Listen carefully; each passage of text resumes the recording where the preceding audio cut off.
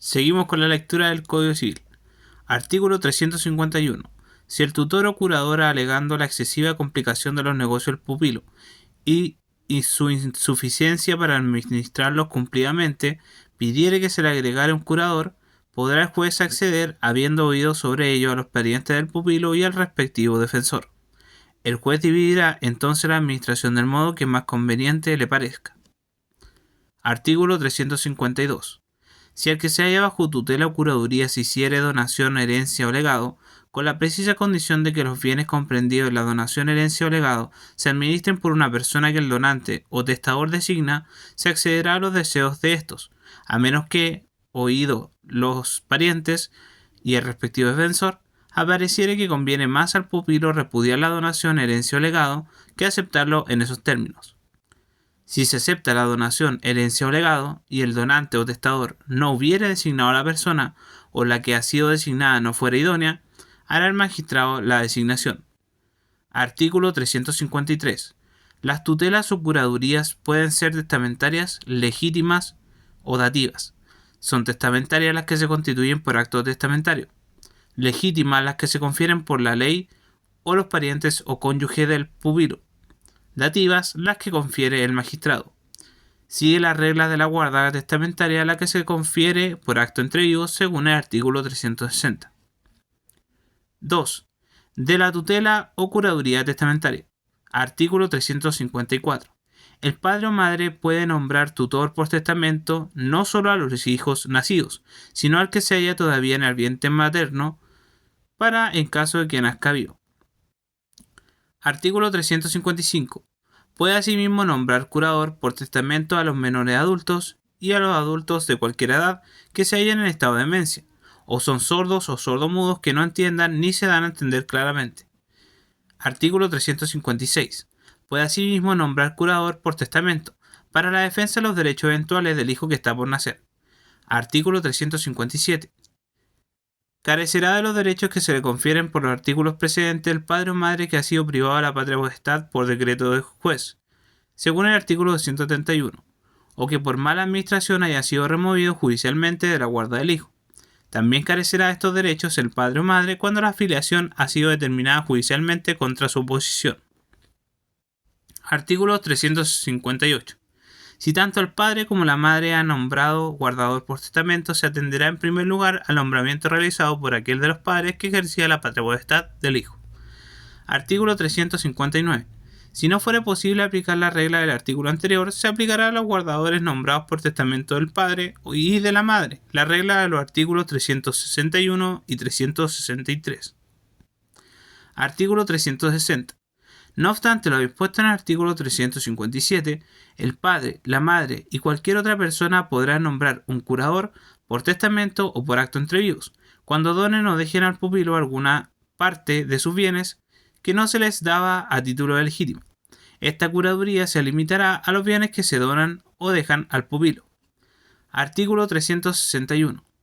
Podrá nombrarse por testamento dos o más tutores o curadores que ejerzan simultáneamente la guarda, y el testador tendrá la facultad de dividir entre ellos la administración. Artículo 362. Si hubiere varios pupilos y los dividiere el testador entre los tutores o curadores nombrados, todos estos ejercerán de consuno la tutela o curaduría, mientras el patrimonio permanezca indiviso, y dividido el patrimonio, se dividirá entre ellos por el mismo hecho de la guarda y serán independientes entre sí. Pero el cuidado de la persona de cada pupilo tocará exclusivamente a su respectivo tutor o curador, aún durante la indivisión del patrimonio. Artículo 363.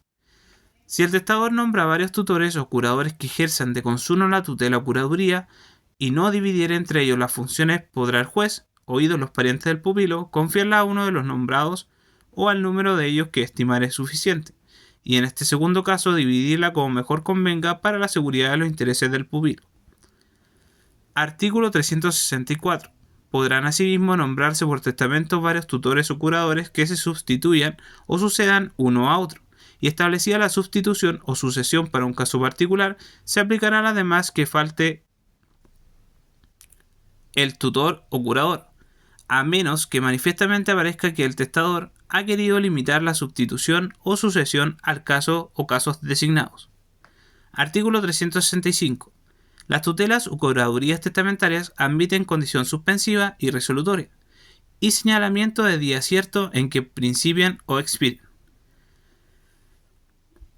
3. De la tutela o curaduría legítima. Artículo 366. Tiene lugar la guarda legítima cuando falta o expira la testamentaria. Tiene lugar especialmente cuando es emancipado el menor y cuando se suspende la patria potestad por decreto del juez. Artículo 367. Los llamados a tutela o curaduría legítima son en general, primeramente, el padre del pupilo. En segundo lugar, la madre. En tercer lugar, los demás ascendientes de uno u otro sexo. En cuarto lugar, los hermanos de uno u otro sexo del pupilo y los hermanos de uno u otro sexo de los ascendientes del pupilo. Si no hubiere lugar a la tutela o curaduría del padre o madre, el juez, oídos los parientes del pupilo, elegirá entre los demás ascendientes y, a falta de ascendientes, entre los colaterales aquí designados, la persona que les pareciere más apta y que mejores seguridades presentare, y podrá también, si lo estimare conveniente, elegir más de una y dividir entre ellas las funciones. Artículo 368. Es llamado a la guarda legítima del hijo no concebido ni nacido durante el matrimonio el padre o madre que primero le haya reconocido, y si ambos le han reconocido a un tiempo, el padre. Este llamamiento pondrá fin a la guarda en que se hallare el hijo que es reconocido, salvo el caso de inhabilidad o legítima excusa del que, según el inciso anterior, es llamado a ejercerla. Si la filiación no ha sido determinada o si la filiación ha sido establecida judicialmente contra la oposición del padre o madre, la guarda del hijo será dativa. Artículo 369. Si continuando el pupilaje cesare en su cargo el guardador legítimo, será reemplazado por otro de la misma especie. 4. De la tutela o curaduría dativa. Artículo 370. A falta de otra tutela o curaduría, tiene lugar la dativa. Artículo 371. Cuando se retarda por cualquiera causa el discernimiento de una tutela o de una curaduría, o durante ella sobreviene un embarazo que por algún tiempo impida al tutor o curador seguir ejerciéndola, se dará por el magistrado, tutor o curador interino para mientras dure el retardo o el impedimento. Pero si hubiere otro tutor o curador que pueda suplir la falta, o si se tratara de nombrar un tutor o curador que suceda al que actualmente desempeña la tutela o curaduría, y puede éste continuar en ella en algún tiempo, no tendrá lugar el nombramiento del interino. Artículo 372. El magistrado para la elección del tutor o curador dativo deberá oír a los parientes del pupilo y podrá, en caso necesario, nombrar dos o más y dividir entre ellos las funciones, como en el caso del artículo 363. Si hubiere curador adjunto, podrá el juez preferirle para la tutela o curaduría dativa. Título 20. De las diligencias y formalidades que deben preceder al ejercicio de la tutela o curaduría. Artículo 323. Toda tutela o curaduría debe ser discernida. Se llama discernimiento el decreto judicial que autoriza al tutor o curador para ejercer su cargo. Artículo 374. Para discernir la tutela o curaduría será necesario que proceda el otorgamiento de la fianza o caución a que el tutor o curador esté obligado. Ni se le dará la administración de los bienes sin que preceda inventario solemne. Artículo 375. Son obligados a prestar fianza a todos los tutores o curadores exceptuados solamente, primero, el cónyuge y los ascendientes y descendientes. Segundo, los interinos llamados por poco tiempo a servir. Tercero, los que se dan para un negocio particular sin administración de bienes. Podrá también ser revelado de la fianza cuando el pupilo tuviere pocos bienes, el tutor o curador que fuere persona de conocida de probidad y de bastantes facultades para responder de ellos. Artículo 376. En lugar de la fianza prevenida en el artículo anterior, podrá prestarse prenda o hipoteca suficiente. Artículo 377. Los actos del tutor o curador anteriores al discernimiento son nulos, pero el discernimiento, una vez otorgado, validará los actos anteriores de cuyo retardo hubiere podido resultar el perjuicio del pupilo. Artículo 378. El tutor o curador es obligado a inventariar los bienes del pupilo en los 90 días subsiguientes al discernimiento y antes de tomar parte alguna en la administración, sino en cuanto fuera absolutamente necesario. El juez, según las circunstancias, podrá restringir o ampliar este plazo. Por la negligencia del guardador en el proceder del inventario y por toda falta grave que se le pueda imputar en él, podrá ser removido la tutela o curaduría como sospechoso y será condenado al resarcimiento de toda pérdida o daño que de ello hubiera resultado al pupilo de la manera que se dispone en el artículo 423. Artículo 379. El testador no puede eximir al tutor o curador de la obligación de hacer inventario. Artículo 380. Si el tutor o curador probare que los bienes son demasiado exiguos para soportar el gasto de la confección de inventario, podrá el juez, oídos los parientes del pupilo y el defensor de menores, remitir la obligación de inventariar solamente dichos bienes y exigir solo un apunte privado bajo la firma del tutor o curador y de los 3 más cercanos parientes, mayores de edad o de otras personas respetables a falta de esto. Artículo 381. El inventario deberá ser hecho ante escribano y testigo en la forma que el Código de Enjuiciamiento se prescribe. Artículo 382. El inventario hará relación de todos los bienes raíces y muebles de la persona cuya hacienda se inventaria, particularizándolos uno a uno o señalando colectivamente lo que consiste en el número, peso o medida, con expresión de la cantidad y calidad, sin perjuicio de hacer las explicaciones necesarias para poner a cubierto la responsabilidad del guardador. Comprenderá asimismo los títulos de propiedad, las escrituras públicas y privadas y los créditos y deudas del pupilo que hubiere comprobante o solo noticia, los libros de comercio de cuentas en general, todos los objetos presentes, exceptuados los que fueren conocidamente de ningún valor o utilidad y que sea necesario destruir con algún fin moral. Artículo 383. Si después de hecho el inventario se encontraran bienes que al hacerlo no se tuvo noticia o por cualquier título que acrecieren nuevos bienes a la hacienda inventariada, se hará un inventario solemne de ellos y se agregará al anterior. Artículo 384. Debe comprender el inventario aún las cosas que no fueren propias de la persona cuya hacienda se inventaría, si se encontraran entre las que lo son, y la responsabilidad del tutor o curador se extenderá a las unas como a las otras. Artículo 385. La mera aserción que se haga en el inventario de pertenecer a determinadas personas los objetos que se enumeran no hace prueba en cuanto al verdadero dominio de ellos. Artículo 386.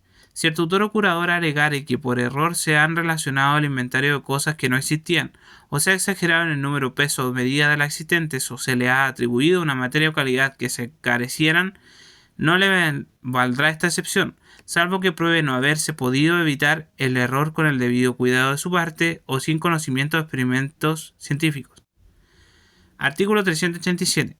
El tutor o curador que alegare haber puesto a sabiendas en el inventario cosas que no le fueran entregadas realmente no será oído, aunque ofrezca probar que tuvo en ello algún fin provechoso al pupilo. Artículo 388. Los pasajes oscuros o dudosos del inventario se interpretarán a favor del pupilo, a menos de prueba contraria. Artículo 389. El tutor o curador que sucede a otro recibirá los bienes por el inventario anterior y anotará en él las diferencias. Esta operación se hará con las mismas solemnidades que el anterior inventario, el cual pasará a ser así el inventario del sucesor. Título 21 o 21. De la administración de los tutores y curadores relativamente a los bienes. Artículo 390. Toca al tutor o curador representar o autorizar al pupilo en todos los actos judiciales o extrajudiciales que les conciernan y puedan menoscabar sus derechos e imponerle obligaciones.